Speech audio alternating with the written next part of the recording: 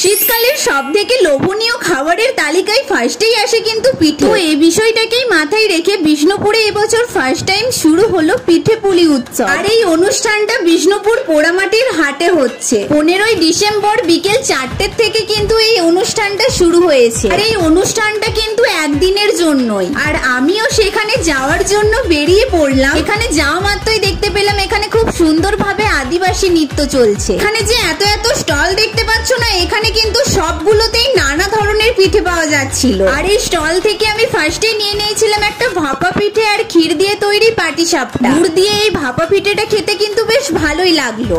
এই পাটিসাপটা পিঠেটাতে কিন্তু ভরে ভরে ক্ষীর দেওয়া হয়েছে। এটার কালারটাও কিন্তু পিঙ্ক কালারের ছিল আর এটা খেতে কিন্তু আমার দারুণ লেগেছে। তারপরে নিয়েছিলাম আমি এই মুগ শিউলি পিঠেটা, আর এটা 2 পিসের দাম নেওয়া হয়েছিল 25 টাকা।